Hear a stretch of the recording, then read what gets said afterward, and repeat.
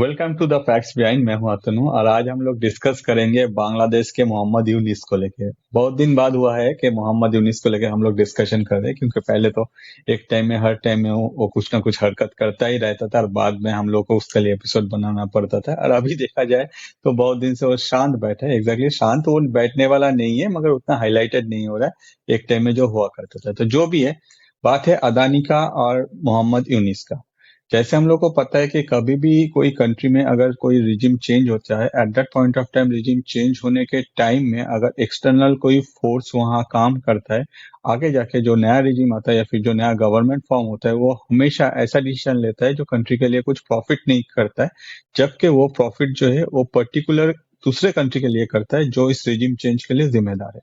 तो बांग्लादेश के साथ भी कुछ ऐसा हुआ। जब शेख हसीना बांग्लादेश में थी 2017 में एक डील हुआ था अदानी पावर का, जिसमें अदानी को कहा गया था कि वो झारखंड में एसीजेड एरिया को डेवलप करे और वहां अपने तरफ से जो कोल है उसको यूज करे, और यही कोल के यूज करने के बाद इलेक्ट्रिसिटी प्रोड्यूस किया जाएगा और वहां से ये इंटरनेशनली एक्सपोर्ट किया जाएगा। कौन सा कंट्री में? वो है बांग्लादेश।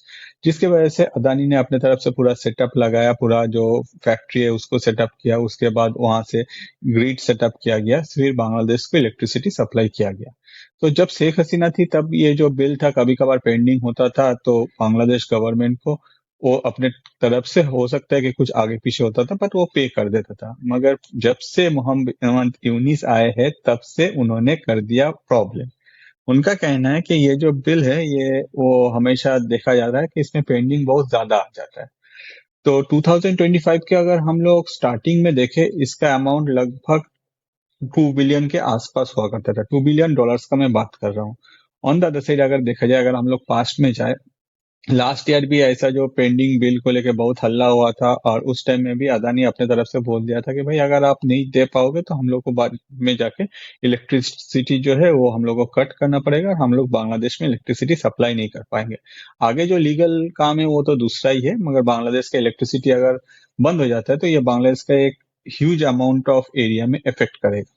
सिर्फ यही नहीं, ये सब देखते हुए जब बांग्लादेश में ये रिजिम चेंज हुआ, इंडियन गवर्नमेंट ने अपने तरफ से सेफ साइड में एक और काम किया। क्या काम किया? इंडियन गवर्नमेंट ने अपने तरफ से जो रूल्स एंड रेगुलेशंस थे उसमें अपने तरफ से अदानी पावर को ये अथॉरिटी भी आगे चेंज करते दिया गया कि अगर जरूरत होता है तो ये जो इंटरनेशनल ग्रिड में सप्लाई करता है, क्योंकि अदानी पावर का जो झारखंड का स्टेशन है ये एक ऐसा स्टेशन है जिसमें इनिशियली जब ये बन रहा था तो ये एक्सपोर्ट बेसिस में ही बन रहा था, क्योंकि इसका जो टोटल जो प्रोडक्शन होगा वो एक्सपोर्ट किया जाएगा, जो बांग्लादेश में अभी भी किया जा रहा है।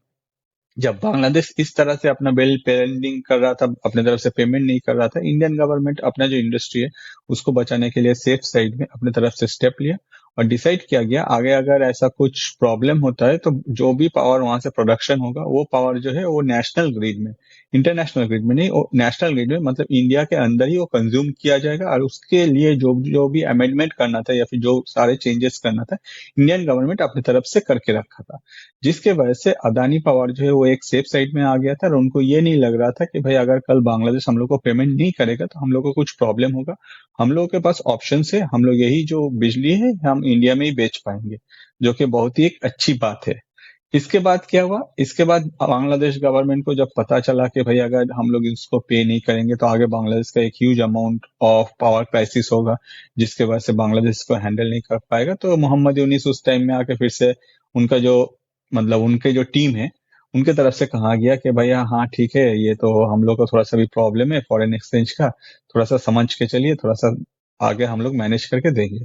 तो ऐसे अगर देखा जाए, ऐसे ये जो पेमेंट है ये चलता रहा और 2025 के स्टार्टिंग में ये जो टोटल अमाउंट है ये ड्यू 2 बिलियन तक पहुंच गया, जिसमें अदानी के तरफ से फिर से बांग्लादेश का जो पावर डेवलपमेंट बोर्ड है उनको कांटेक्ट किया गया और आगे जाके उन लोगों को कहा गया कि भाई इतना जो बिल ड्यू है इसके बाद हम लोग आगे जाके ये पावर सप्लाई नहीं कर पाएंगे।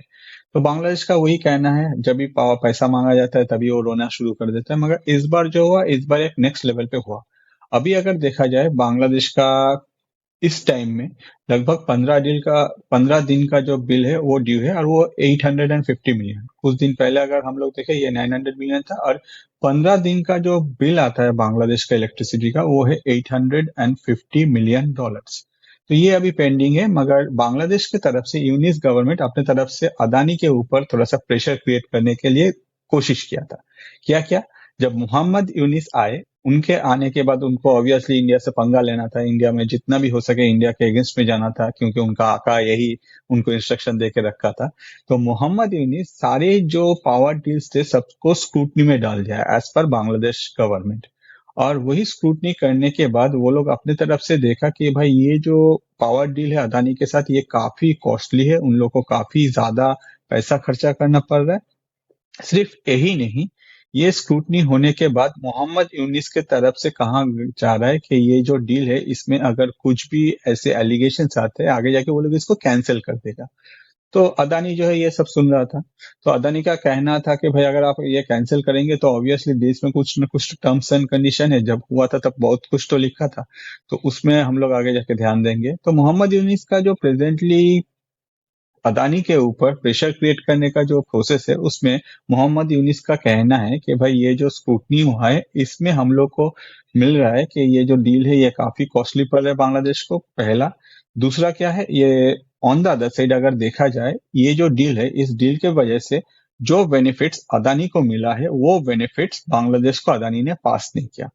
अब ऐसा क्या हो सकता है कि आप अदानी को बेनिफिट मिले और अदानी वही बेनिफिट बांग्लादेश को पास करे? आप बोलेंगे भाई ऐसा तो कोई डील में होता नहीं है। तो ऑब्वियसली थोड़ा सा डिटेल्स में जानते हैं क्या हुआ है। तो बांग्लादेश के तरफ से कहना था कि मोहम्मद यूनिस का जो गवर्नमेंट है उनका, एग्जैक्टली बांग्लादेश नहीं, मोहम्मद यूनिस का जो गवर्नमेंट है उनका कहना है कि जब अदानी ये टोटल प्रोजेक्ट इंडिया में सेटअप कर रहा था at that point of time, Jharkhand में जो लोकेशन था उस लोकेशन में जब सेटअप किया जा रहा था उस लोकेशन में ये एसीजेड है, मतलब स्पेशल इकोनॉमिक जोन, ठीक है, जिसके वजह से अदानी को काफी सारा बेनिफिट्स मिला। मेनली जो है वो टैक्स बेनिफिट गवर्नमेंट की तरफ से, क्योंकि अगर आप एसीजेड जोन को डेवलप करते हैं और वो एक्सपोर्ट के लिए यूज करते हैं जो भी सर्विसेज है, at that point of time आपको टैक्स बेनिफिट मिलता। और आप वो एक अगर कोई अंडर डेवलप एरिया को अगर आप डेवलप करते हैं तो नो डाउट ये एक गवर्नमेंट के लिए अच्छी चीज होता है, जिसके वजह से गवर्नमेंट अपने तरफ से जो एसीजेड जोन है वहाँ टैक्स बेनिफिट देता है। तो मोहम्मद यूनिस का जो टीम है उनका कहना था कि ये सारा जो बेनिफिट्स है ये बांग्लादेश को पास नहीं किया गया, जिसके वजह से बांग्लादेश जो है काफी मतलब इस डील को फेयर नहीं मानता है। एज पर बांग्लादेश जो बेनिफिट इंडियन गवर्नमेंट अपना इंडियन कंपनी को प्रोवाइड कर रहे हैं फॉर डेवलपिंग ए एरिया के, वहां जाके आप जॉब क्रिएट कर रहे हो, वहां जाके आप उस एरिया को डेवलप कर रहे हो, वो benefit as a client Bangladesh को चाहिए। तो ये डिमांड अगर कोई भी सुनेगा आज के डेट में तो हर कोई हंस देगा। भाई इंटरनेशनल तो छोड़िए, डोमेस्टिक में भी अगर आप किसी से कुछ भी खरीदते हैं उसको अगर कहीं भी कुछ बेनिफिट मिलता है तो आप क्या उसको पास करते? तो जो भी है बांग्लादेश को कुछ ना कुछ तो अपनी तरफ से कहना था और ये कह दिया। अदानी बहुत दिन से, मतलब अदानी पावर्स जो है बहुत दिन से ये सब पैंतरा सुन रहे थे, बस उन लोगों के पास एग्रीमेंट थे। तो अदानी पावर का कहना है अभी बांग्लादेश से कि भैया बहुत हुआ, आप जो इतना शरीफ, ज्यादा शरीफ हो गए तो हम लोग और क्या करेंगे। हम लोग एक काम कर सकते हैं, जब ये एग्रीमेंट हुआ था 2017 में जो भी है उसको हम लोग फॉलो कर सकते हैं। और एज पर एग्रीमेंट अगर इस डील में कभी भी कुछ ऊपर नीचे हुआ तो जो लॉ या फिर जो रूल्स फॉलो किया जाएगा वो already Singapore international arbitration centre के अनुसार होगा। तो आगे जाके अदानी क्या कर सकता है, आगे जाके अदानी आर्बिट्रेशन सेंटर मतलब सिंगापुर इंटरनेशनल आर्बिट्रेशन सेंटर में जाएगा और उसमें जाके बोलेगा कि भैया देखो ये सब प्रॉब्लम है, ये लोग पैसा तो नहीं देते और उल्टा इतना सारा जो नौटंकी है वो कर रहा है। तो ये सुनने के बाद मोहम्मद यूनिस भी चुप बैठने वाला नहीं था। लास्ट बार एक बार 2025 के स्टार्टिंग में ऐसा बात आया था, तो उस टाइम में जब ये आर्बिट्रेशन का बात किया गया तब उस फिर से बांग्लादेश अपने पटरी पे आ गया और अपने तरफ से ये चल रहा था। तो मोहम्मद यूनिस का कहना था कि भाई इसको हम लोग कैंसिल कर देंगे और आगे जाके हम लोग इसको कोर्ट में जाएंगे, हम लोग इसको लड़ेंगे। तो जब जो भी मतलब कर सकता है बांग्लादेश, वो अपनी तरफ से ये सब धमकी दे दिया अदानी पावर को। अदानी पावर ने भी सुन लिया, मगर इस बार जो है, इस बार ऑलरेडी 15 डेज का सिर्फ बिल रिमेनिंग है और अदानी की तरफ से कहा जा रहा है ये पिछला जो रिकॉर्ड है, मतलब जब से मोहम्मद यूनिस आया तब से बांग्लादेश जिस तरह से अपने तरफ से परफॉर्म कर रहे हैं उसको लेके अदानी तरफ से कहा जा रहा है कि भैया चलो हम लोग चलते हैं सिंगापुर इंटरनेशनल आर्बिट्रेशन सेंटर और वहां जाके जो भी डील्स में लॉ है उसको हम लोग फॉलो करते हैं या फिर जो भी टर्म्स एंड कंडीशन है। तो ये सुनने के बाद मोहम्मद यूनिस को थोड़ा सा खराब लगा कि भैया अभी तो क्या होगा, ऐसा तो कैसे हो सकता है। तो उन्होंने अपने तरफ से उनके जो स्पेशलिस्ट लॉयर्स थे सबको बुलाया, बुला के वो जो डील है उसको शेयर किया, सबने रीड किया, सबने गो थ्रू किया। उसके बाद कहा कि इसमें जो लिखा हुआ है कि आगे जाके अगर इस डील में कुछ भी प्रॉब्लम होता है या फिर बांग्लादेश अगर ये जो पावर डील है इसको कैंसिल कर देता है या बोथ साइड से अगर ये कैंसिल करता है, at that point of time Adani ने अपने तरफ से ऑलरेडी फैक्ट्री में इन्वेस्ट किया, उन्होंने फैक्ट्री सेटअप किया, ग्रिड सेटअप किया, पूरा जो नेटवर्किंग है वो किया गया है, जिसके वजह से जो पेमेंट करना पड़ेगा बांग्लादेश को अदानी को, वो तो ऑब्वियसली जो पेंडिंग बिल है उसको पेमेंट करना पड़ेगा, साथ ही साथ अदानी अपने तरफ से $5 बिलियन एक्स्ट्रा चार्ज कर सकता है, एक्स्ट्रा फाइन कर सकता है बांग्लादेश को। तो भाई $850 मिलियन तो सही है 15 दिन का बिल, एडिशन में $5 बिलियन अदानी पावर को पे करना पड़ेगा बांग्लादेश को।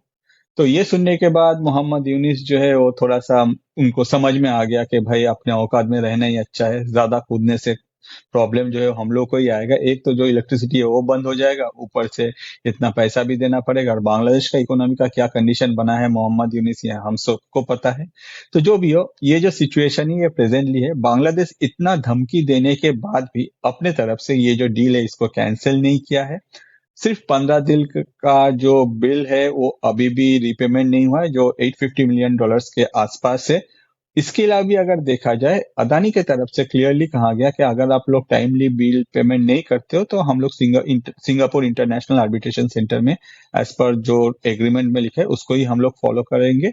और अगर उसको फॉलो किया जाता है तो बांग्लादेश को सिर्फ जो ये बिल है, जो पेंडिंग बिल है वो पे नहीं करना पड़ेगा, on the other side Bangladesh को अदानी को as a fine up to $5 billion भी पे करना पड़ेगा। तो ये सुनने के बाद होपफुली बांग्लादेश को या फिर मोहम्मद यूनिस को या फिर उनके जो चंटू बंटूज है या फिर वो जिनके चंटू बंटूज है, सबको पता चल गया कि भाई अपने औकात में रहना ही सही है, ज्यादा कूदना अच्छी बात नहीं है। आपको क्या लगता है इस वीडियो से आपने क्या सीखा, प्लीज कमेंट कीजिए। आपको क्या लगता है आने वाले दिनों में बांग्लादेश ये अदानी पावर से पावर लेता रहेगा और वो भी टाइम टू टाइम पेमेंट करके, या फिर वो लोग अपने तरफ से फिर से कूदने का कोशिश करेगा? जो भी आपका कमेंट है प्लीज कमेंट कीजिए, क्योंकि आपका कमेंट से पता चलता है आपका क्या सोच है। ऑन द अदर साइड अगर ऐसे ही वीडियोस आपको और देखने हैं तो प्लीज चैनल में जाइए। हमारा जो चैनल है यूट्यूब में उसका नाम है द फैक्ट्स बिहाइंड, जो फेसबुक में पेज है उसका नाम भी है द फैक्ट्स बिहाइंड। अगर आपको ऐसे वीडियो और देखने हैं तो चैनल को सब्सक्राइब कीजिए, फेसबुक पेज को फॉलो कीजिए। अगर कुछ भी जानना है तो कमेंट कीजिए, हम लोग आपके लिए जरूर उसमें रिप्लाई कर देंगे। वीडियो एंड तक देखने के लिए आपको मेरे तरफ से और पूरा टीम की तरफ से बहुत सारा धन्यवाद।